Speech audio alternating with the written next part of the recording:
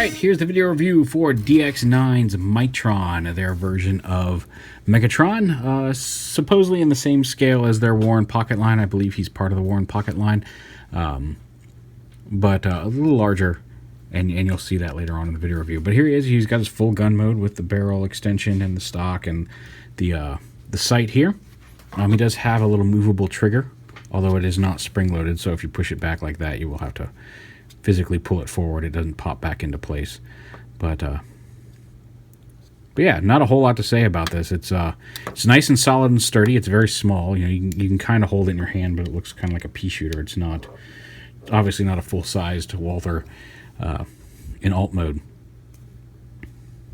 But yeah, it's a pretty neat gun.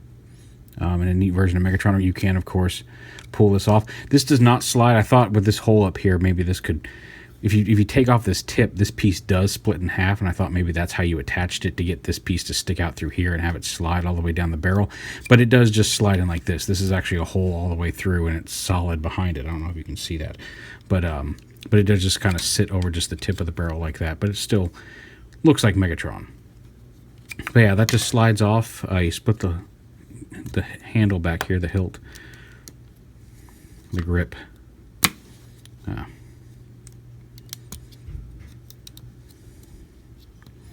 Just gotta get my fingernails in there. Okay, split this out in this piece. You can see it kind of slides up into here underneath the grip, and then the grip snaps around it, so it's on there very securely. You can take that off and set it off to the side, and then you just have Megatron himself in gun mode. He does not balance as well without all the stock and everything on here, but yeah, you get the idea if you just want to have the pistol. And of course the sight comes off as well, just like that.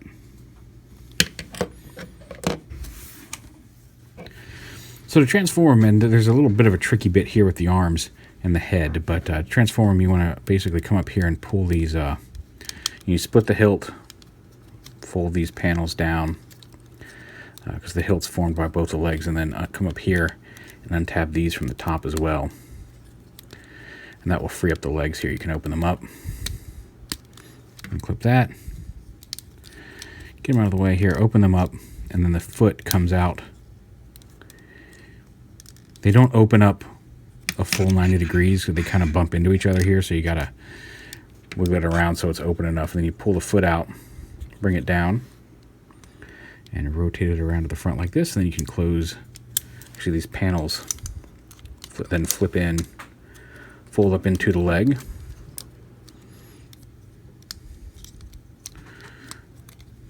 It's a little tricky getting everything around each other, but you just fold those up, form one leg, and you do the same thing with this other piece here.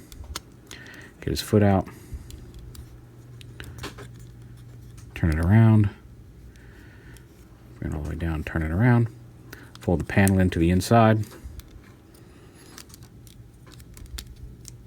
and then close it up. And that forms his legs here. Make sure the opening goes on the back. This piece right here comes down, and then this whole assembly rotates out like that. Go ahead and bring this out as far as you can, and this piece right here folds up onto the trigger guard. So you leave that out like that. This trigger right here folds up into this black piece, and then this whole assembly kind of angles out and down, and this folds up into the lower body. Kind of get this out of the way here. Also, you can tilt that. Should just fold up. Oh, right, because this piece has to come out first. So you angle this out. Now, getting the arms out of here is a little bit of a pain. It looks like there's a little tab here that's clearly not fixed in place. It looks like the body's supposed to slide apart, but it only does so, as far as I can tell, on this half of it.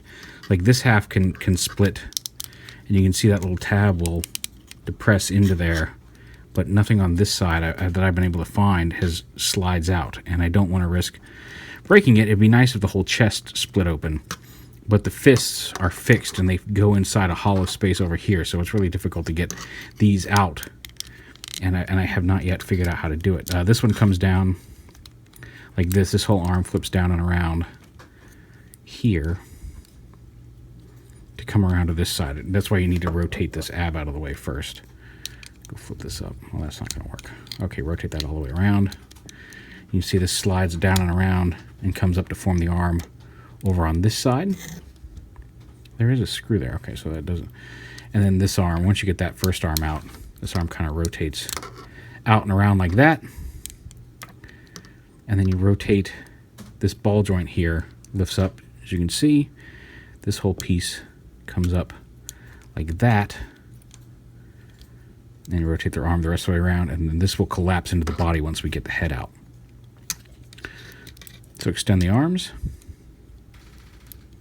These pieces right here fold up. There's a little piece here on the abdomen that will flip out. So get that up. Then you can flip this piece back in. This piece flips up and gives him his little control panel buttons on the chest. And then this whole piece slides in over here and plugs in. You can kind of see where this is going now. Now to get the head out again, this piece does seem to slide open a little bit.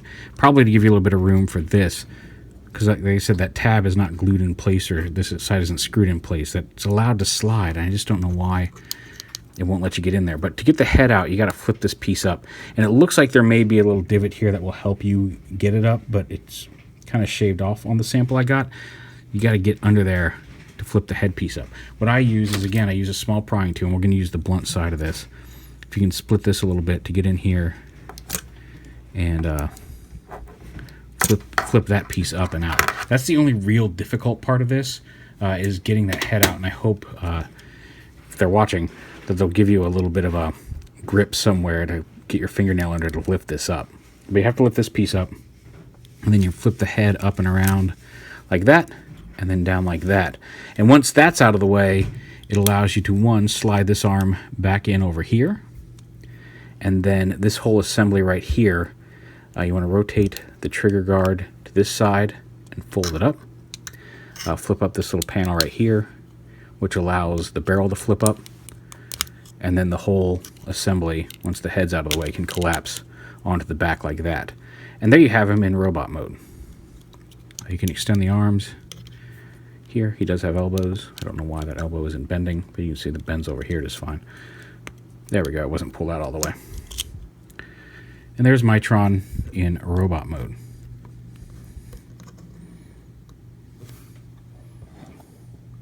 Right down here.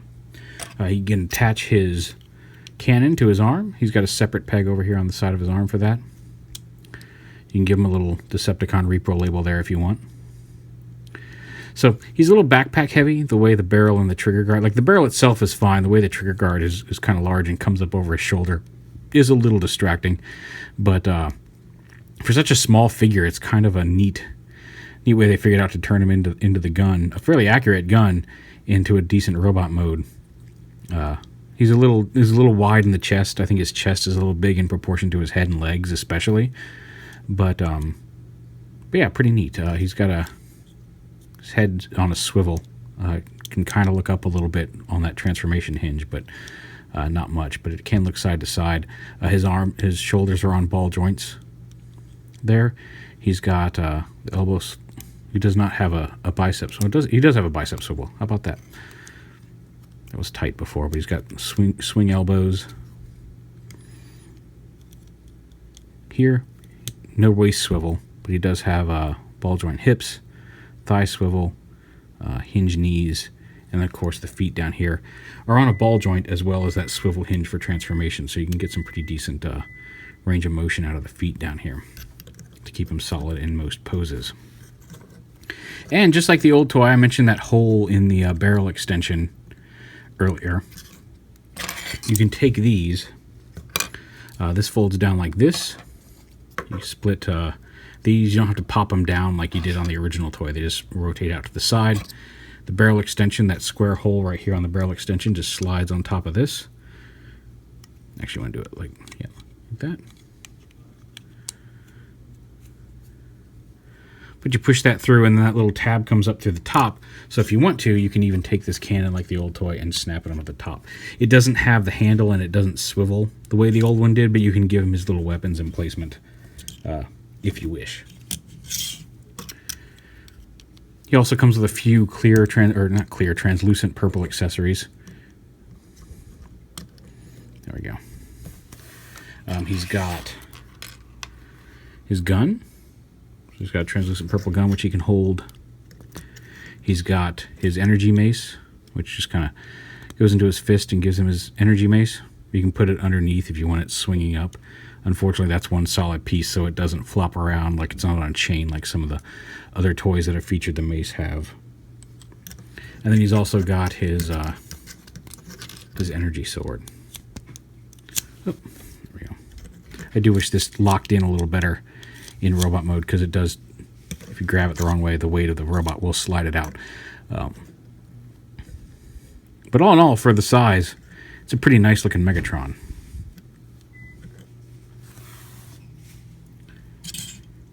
And a quick comparison with some other figures.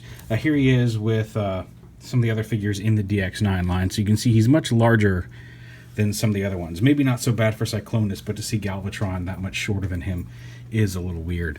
Again, same with Scourge. He looks okay together. A little taller than Megatron usually is in comparison to them, but not super bad. It's just the Galvatron's a little short. Here he is with Ironhide and Blur, also from the War In Pocket line.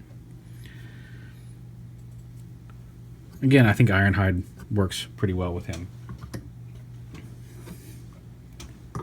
Here he is with DX9's Hulky. Probably a little too large to scale well with Devastator. Devastator, I think, it should be a little bit bigger than Megatron than that. But looks good. Here he is with the Sentinel Prime Optimus Pen, and again, that's much larger and maybe a little off scale with the little posable Sentinel Prime Optimus Pen. Here he is with THS-02, which is probably a better comparison figure to have him with. I think they look good together, especially if you give him a little Decepticon symbol there on his chest. But yeah. So yeah, a couple of design things I would have liked to have seen. Like I said, I wish this locked in a little better. I wish maybe the instructions will show it. I feel like if you take this arm out first when going into robot mode and putting this arm in last in gun mode gives you that extra little bit of movement it takes to get the arms out. This piece does seem like it's supposed to spread a little bit, and maybe that's why that isn't glued in, so it has some give. But it's a little bit of a concern the way the fists have to squeeze into this peg when you're transforming him. And I do wish there was a better catch here for opening up this panel with his head, because like I said, you can get it if you have a small thin tool over here. You can get it so you reach in there and get a grip on it so it flips out. But as it is, when that head's flipped in, this panel sits so flush. It looks great in gun mode, not having any extraneous bits sticking out, but it makes it really hard to get that head flipped out for robot mode. So I'd hope that maybe where it looks like there may be a little piece that's shaved off here on the sample I got. It's been painted over, so it clearly happened early on in the process. But like, I'd like to see maybe even if it's just a little fingernail divot here on this end of the piece, so you can flip it up, would be much appreciated, because otherwise it's doable, but you shouldn't have to use an extraneous tool to pop his head out. It helps, but hopefully on the final there'll be something on there that will let you get that head out a little easier, or maybe this won't sit in there so tightly and you can easily get to it. But aside from that, I think he's a great looking Megatron. And if you've been collecting any of the DX9 Iron Factory smaller figures, I think he's a good addition to that. Also, speaking of Iron Factory, just for the sake of it, here he is with Iron Factory's Overlord and Ultra Magnus. And I feel like those are actually pretty well scaled. Overlord, obviously is supposed to be much bigger than Megatron, at least when you toy-wise, certainly. I feel like Overlord should be a little larger than Megatron, even in this scale, but I think they look good together. So yeah, there's DX9's MIGHTRON. He should be hitting soon, and for the size, not a bad little Megatron.